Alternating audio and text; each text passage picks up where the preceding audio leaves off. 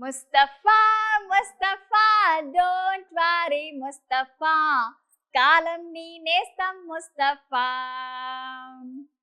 Day by day కాలం ఒడిలో day by day పయనించే షిప్పే friendship రా దోస్త్ మేరా దోస్త్ తూ హే మేరీ జాన్ వాస్తవంగా దోస్త్ నువ్వే నా ప్రాణం.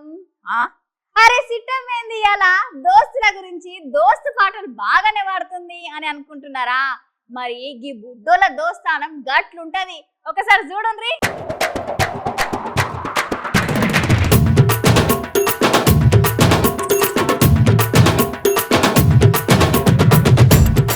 ఈ ప్రపంచంలో అన్నిటికంటే గొప్ప బంధం ఏదైనా ఉన్నదంటే అది కల్మషం లేని స్నేహ బంధం అనే చెప్పాలి.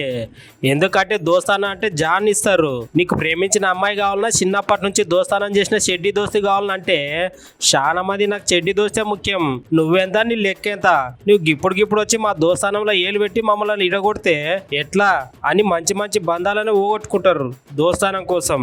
చిన్నప్పటి నుంచి మనం అవ్వాయాలను నమ్ముతామో లేదో కానీ మనం వెనుకనే ఉండి మనం తప్పు చేసినా రైట్ చేసినా దాన్ని సమర్థించుకుంటూ వచ్చే దోస్తాన్ని అయితే మస్తు విలువ ఇచ్చి మంచిగా నమ్ముతాం.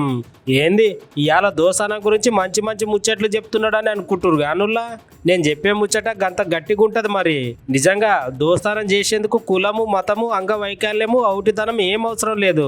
ఇక అక్కడ ఉన్న పిల్లగాండ్లను చూస్తే గట్లనే కనిపిస్తున్నది.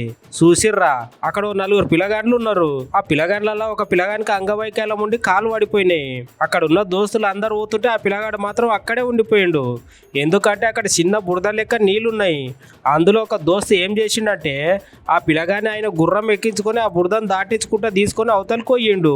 ఇది కాదా అసలైన దోస్తానం అంటే?